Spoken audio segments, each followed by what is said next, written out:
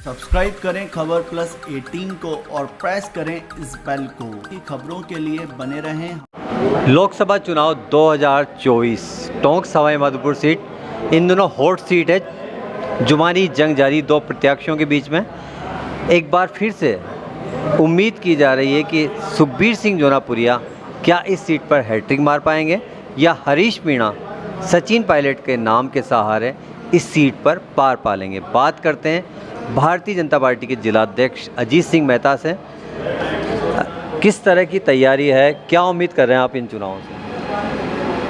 हमने 2 तारीख को नामांकन टोंक साधु की लोकसभा पे माननीय सुखबीर सिंह जोनापुरिया जी के कराने के बाद जिस तरह का रेस्पॉन्स अभी हमारे टोंक जिले की चारों विधानसभाओं में मिल रहा है, कार्यकर्ता जिस तरीके से सक्रिय होकर हर बूथ पे पन्ना प्रमुख से लेकर शक्ति केंद्र तक की बैठकें हो चुकी है, कार्यकर्ता पूर्ण रूप से सक्रिय है। और निश्चित हम इस चुनाव को कार्यकर्ताओं की ताकत, शक्ति और सामर्थ्य के दम पर इस चुनाव को निश्चित पिछले अंतर को से बड़े अंतर से जीतने की तैयारी है। टोंक और सवाई माधोपुर 2 जिले हैं। वर्तमान अगर स्थिति की बात की जाए तो 21,48,000 से ज़्यादा वोट है, लेकिन इस सीट का इतिहास बताता है कि सवाई माधोपुर से जो तीनों चुनाव हैं वहाँ से लीड कांग्रेस ने लिए और भारतीय जनता पार्टी के जो प्रत्याशी 3 चुनाव में रहे हैं उन्होंने लीड लिए टोंक से। इस बार 2 सीट पर जो है यहाँ पर एमएलए कांग्रेस से हैं और 2 सीट पर बीजेपी से हैं। क्या वैसी लीड जो 14 में हुई या 19 में मिल पाएगी, उम्मीद कर रहे हैं आप? 2019 में भी टोंक विधानसभा से कांग्रेस के प्रत्याशी 55,000 मतों से जीते थे। निवाई में भी हम प्रत्याशी हमारा 18 में लूज़ करा था, लेकिन वहाँ भी 40-42,000 वोटों से हम जीते थे। और टोंक में 55,000 से लूज़ करने के बावजूद भी भाजपा 21,000 मतों से इस टोंक विधानसभा के अंदर जीती थी। तो लोकसभा और विधानसभा में बहुत फ़र्क है। इस बार भी कांग्रेस के बड़े लीडर यहाँ से विधायक हैं, लेकिन मेरे को भरोसा नहीं, पूर्ण विश्वास है कार्यकर्ताओं की शक्ति के दम पर कि हम टोंक विधानसभा में इस बार पुनः भारतीय जनता पार्टी परचम फहराएगी।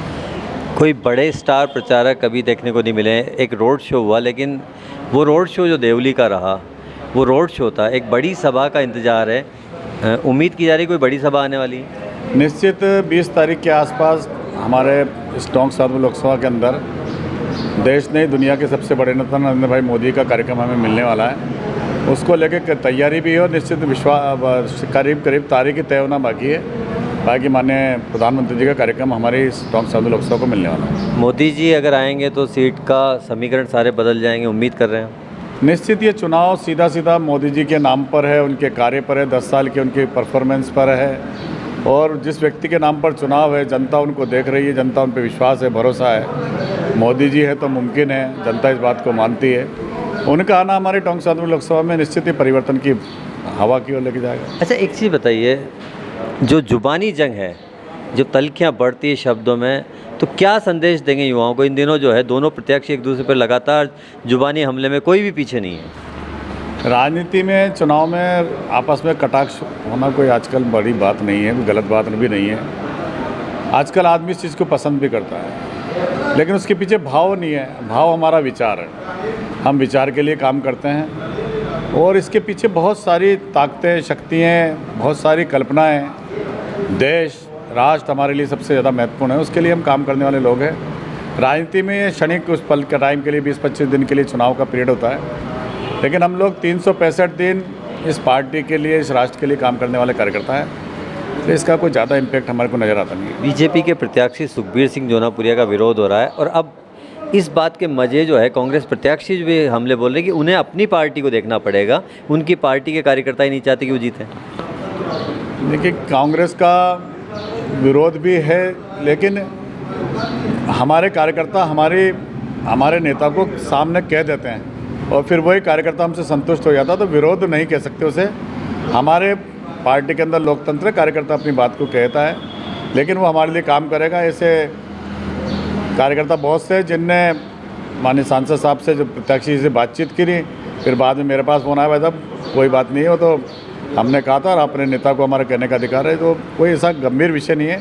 परिवार के अंदर कहने का अधिकार तो कार्यकर्ता ने कहा और कोई दिक्कत की बात लगती है। आपने बोला कि कहने का अधिकार है, ये अधिकार तो आपको भी है। आपकी बातचीत हो रही है, नहीं हो रही? नहीं, मेरी बातचीत कल ही मेरी 3 बार उनसे बातचीत हुई है। कोई दिक्कत ही नहीं है। मैं पार्टी का जिलाध्यक्ष के नाते हूँ, वो हमारे लोकसभा के प्रत्याशी है। हमारी भी उतनी जिम्मेदारी है कि हम इस टोंक जिले की चारों विधानसभाएं जीतें, और उसकी हमने संपूर्ण तैयारी भी कर ली। और निश्चित इस बार जो 4 जून को परिणाम आएगा, टोंक जिले से निश्चित पिछले अंतर से, बड़े अंतर से हम इस टोंक सांदो लोकसभा को जिताएंगे। आपको नहीं लगता कि सचिन पायलट अगर दोनों लोकसभा क्षेत्र है, दोनों ज़िलों में घूमेंगे तो उसका असर हो सकता है कि आने वाले जो दिन हैं उसमें वो भी एक स्टार प्रचारक की भूमिका यहाँ डेरा डाल लें? टोंक से वो यहाँ से विधायक हैं, राष्ट्रीय नेता हैं उस पार्टी के। 13 दिन उनके प्रत्याशी ने फार्म भरे हो गए। 25 दिन का चुनाव है, आज तक तो नज़र आए नहीं है। अब कल्पनाओं के अंदर सवाल है, कल्पनाओं के अंदर क्या जवाब दिया जाए, मुझे लगता है कि देना चाहिए। मतलब आप नहीं मानते कि सचिन पायलट को अपना प्रभाव छोड़ पाएंगे? आपको नहीं लगता?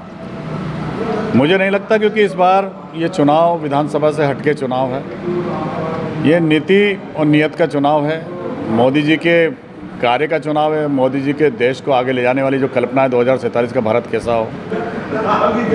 14 से लेकर और 23 तक का उनका जो कार्यकाल रहा है वो अद्भुत, ऐतिहासिक, आम आदमी के जीवन को आगे ले जाने का जिस तरह का काम करा। निश्चित जनता को उन पर विश्वास, भरोसा लगता है कि हम ये 2024 का चुनाव जो 400 पार करना दिया, निश्चित हम उसको टच कर लेंगे।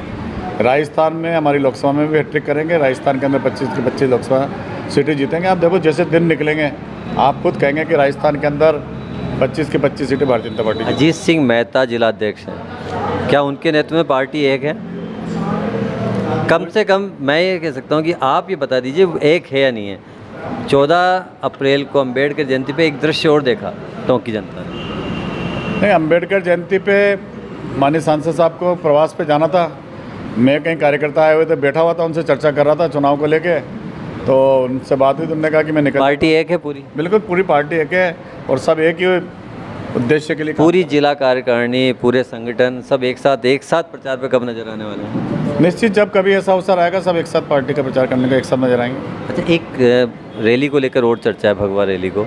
आपको भी जाना, मुझे पता है। भगवा रैली की कैसी तैयारी है? 17 अप्रैल की क्या तैयारियां कर रहे हैं? पिछली बार से हमने एक परंपरा रामनवमी के दिन भगवा रैली की शुरुआत की थी।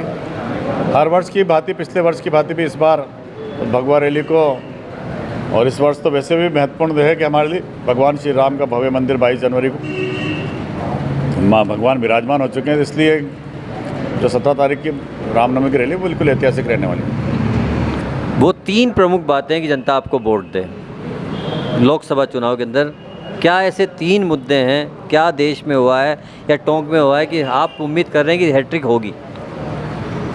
आप 3 क्या 300 पॉइंट आप ले सकते हैं कि हमने 10 वर्षों के अंदर बहुत बदलते हुए भारत को देखा है, नए भारत की कल्पना की है। आज मैं किसी लाभार्थी के घर में जाता हूँ, मैं खुद हैरत कर जाता हूँ कि उस घर के अंदर जाने पर छत मिलती है, मकान मिलता है। रसोई में जाते तो उज्ज्वला का चूल्हा मिलता है, उसके घर में शौचालय मिलता है, उसके घर में जीरो बैलेंस का उसकी बैंक की डायरी मिलती है, उसके घर में नल से जल मिलता है। जब हर घर में मोदी जी की योजनाएं ज़मीन पर उतर चुकी हैं, सरकार का किसान निधि किसान के घर में डायरेक्ट खाते में जा रही है, तो लगता क्यों नहीं है, पूर्ण विश्वास है कि एक नहीं सैकड़ों ऐसी चीज़ें हैं जो मोदी जी ने कहा जो उसको ज़मीन पर उतारने का काम करा। नेताजी, मुझे एक शेर याद आ रहा है कि हमें तो अपनों ने लूटा, गैरों में कहाँ दम था।